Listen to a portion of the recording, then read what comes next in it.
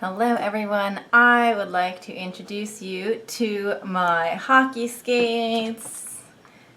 Aren't they cute? I've actually never worn them, but I bought them because they were just such a good deal. In today's video, I am going to talk about how to get cheap ice skates. Ice skating is an extremely expensive sport if you decide to actually go into it and pay for ice time, pay for lessons, compete, join a club, do all of these things, test, like whatever you want to do, it gets expensive. If you want to skate for leisure, it's not really that expensive. Buy a pair of ice skates, they don't have to be great. Skate to your heart's content. But if you want to do all of these things, and if you want to like compete, test, do anything, it's a lot of money. And I'm not saying that everybody has to do all of these things. That's not the point of this video. The point of this video is that one of the most shocking things when you first start getting into ice skating is the price of skates. They are so expensive. Nobody realizes how expensive ice skates are. And when you walk into the store and you want to buy your first pair of ice skates, the price tag comes as a giant shock. For me at least, and a couple of other people that I've spoken to. And honestly, a lot of people, myself included, don't really have the money to throw around and just be like, ice skates, and then also, on top of that, pay for ice time and a coach, more ice time for practice, traveling to and from the rink, if you want to, testing and competition, and traveling to competitions and traveling back from competitions and lodging, and the price to compete, and bringing your coach, and the costume, etc., etc.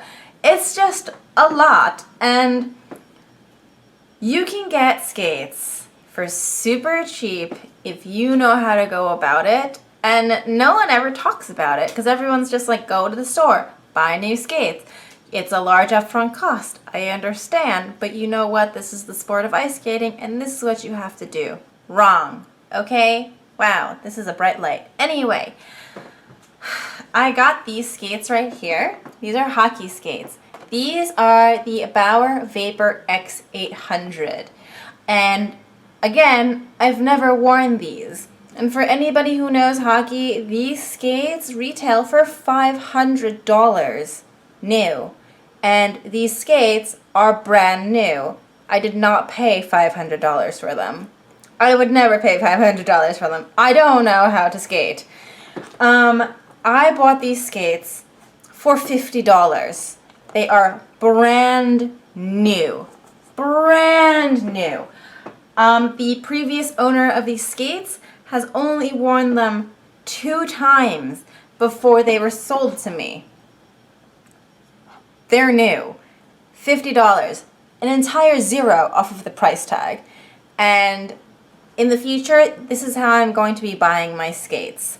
Because I'm not paying that ridiculous markup that you have to pay at the store because they have to make money. Like, no. And obviously, there will be times where I will buy skates new, but I don't think that's gonna happen anytime soon because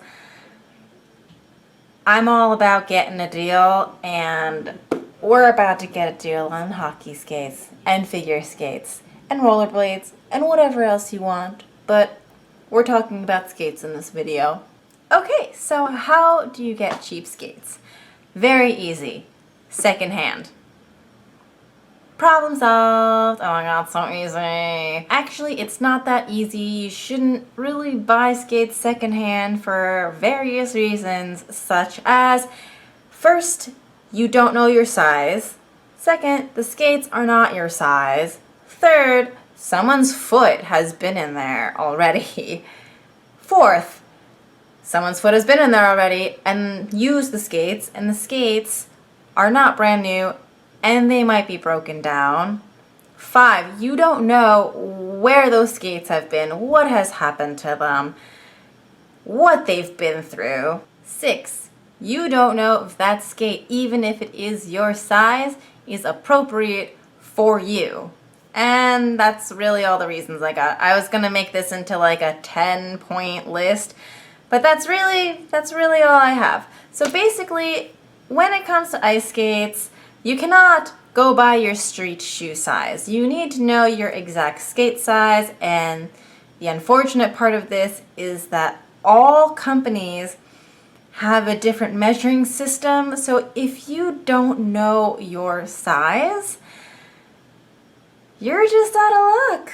And you don't really want to play this guessing game because the fit of skates is so important that them being too big, them being too small, them being too wide, them being too narrow is all really going to affect your skating. And again, skates are expensive, even used ones. And that's still a lot of money to be putting towards skates that you're not going to be able to use because you bought the wrong size.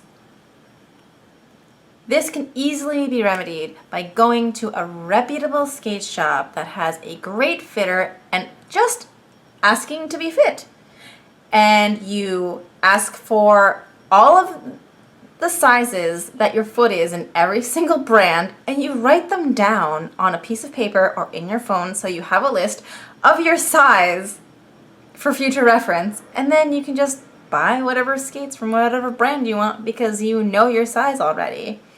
And the sizing for skates is foot length and width, unless you're buying custom skates, but that's another video for another time. Skate sizes aside, now is the issue of someone else's foot has been in the skate. Now, a lot of people don't think that that's a big deal, but it's a big deal because, first of all, someone else's gross, sweaty, fungusy athlete's foot has been in your skate, and you don't know if they had gross, smelly, sweaty athlete's foot. That's a chance you're gonna have to take, but that's nothing a little bit of Lysol can't fix. But I think the bigger problem, actually that's a pretty big problem. I'm not even going to try to minimize that one. But the other issue is someone else's foot has been in that skate, which means a lot of higher end skates are heat molded. And what heat molding is they take the skate and they put it in the oven. It's a special boot oven. It's not your home oven, but they put it in an oven. The oven heats up, softens the material of the skate, and then they put the skate on the skater's foot, tie it really, really tight, and let the skate cool. This molds the foot shape to the boot, or it molds the boot to the foot. Right. That's a big deal because everyone's foot is different. So now that the skate has been heat molded onto someone's foot, the inside of the skate conforms to every lump, bump, curve, crevice of that person's foot.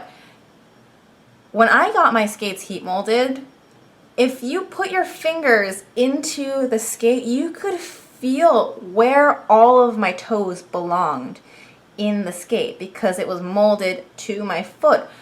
Totally cool, totally creepy, but also now that person's feet has been in it and your foot's different, so it's not really going to be that comfortable because I can guarantee that that person's foot and your foot do not look or feel exactly the same, and it's going to be weird and uncomfortable in the beginning. But if that doesn't bother you and you're willing to tough it out, the foam inside is going to either remold to your foot in a few weeks anyway, once you start using it and sweating in it, or depending on how many times the boot has been heat molded, you can go to the store and have them heat molded again to your foot. And lastly, the boot's history, use, breaking down, because you don't know where it's coming from. A lot of people who sell their boots will claim that they're lightly used, but honestly, if you look at their boots, their boots have seen better days, and I feel like they write that in order to persuade people to buy it. They're like, oh, plenty of life left in the boot, lightly used, and the boot's all chopped up at the toe from the blade. And it's just were they lightly used? Do they still have great life in them?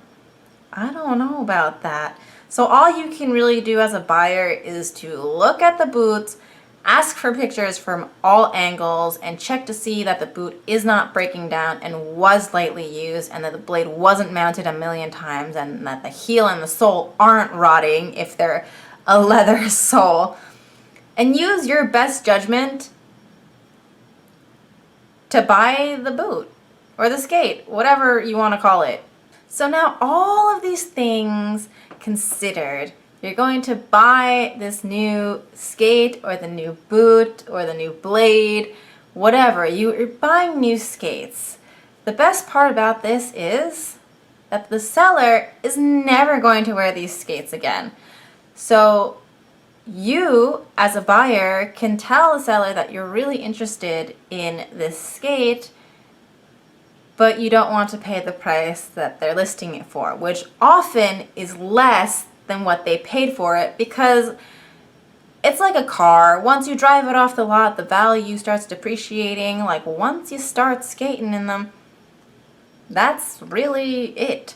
And they're not going to like wear the boots while they're selling them, and they're not going to want to keep them, because owning a bunch of pairs of skates sucks. I own a ton of skates, and I'm also too lazy to sell them, and I just have so many pairs in my closet, it's killing me. But if you have considered all of these things, and you know your size, and you know your width, and you know that this is the skate for you, you can ask for a lesser price. So if someone has their skates for $500 and the manufacturer's suggested retail price was like $700, depending on how beat up it is and how much it's been used, you can ask them to go down in price. Because I'm going to be really honest with you, I don't think a lot of people buy used skates, because I've been looking at some and they've been relisted and relisted and relisted. No one's buying them. So a lot of the time, you can even ask them to go down $100 more, and you'll have skates that are literally half the price of the original new skate, or even 80% less, like depending on how badly the owner wants to get rid of them, how much they've been used, and how much the owner needs the money. And I think that's really beautiful if you kind of want to take the time to really scour marketplaces such as eBay or Facebook Marketplace or Sideline Swaps or any of those like skate marketplaces to really find a good deal on a skate that you've been looking at and that you know is your size and that you know that you can use, and pay a fraction of the cost. Because if you're really not that picky, or you're tight on money and you know exactly what you need because you're like seasoned or prepared or just have the knowledge of what you're looking for, you don't have to pay the hundreds of thousands of dollars for a skate when you can just have someone's old hand-me-downs. And a lot of the times, they're not even that beat up, because skates are so personal that a lot of people go through a lot of different pairs before they find the pair for them, and they've really only skated on them a little bit of time and realized that they didn't like them, and they're trying to sell it to recoup their loss. I really think this is the best way to find skates for not a lot of money if you have all the knowledge of your skate size and what you're looking for. That's what I've been doing, and that's really how I spend my spare time, which is not a good hobby to have, but there's lots of skates that I want, and I'm going to own all of them, and I swear I'm going to use them. But also, I'm just a bargain shopper, and I just can't pass up a good deal. And maybe one day, like these skates that I've bought that I don't use, I can flip for more. But who knows? But if you're looking for cheap skates, this is how I would do it. And so hopefully this video was useful to someone that is watching, and if not, sorry. But thank you guys so much for watching as usual, and this is the end of my video, so I'll see you guys next time. Bye!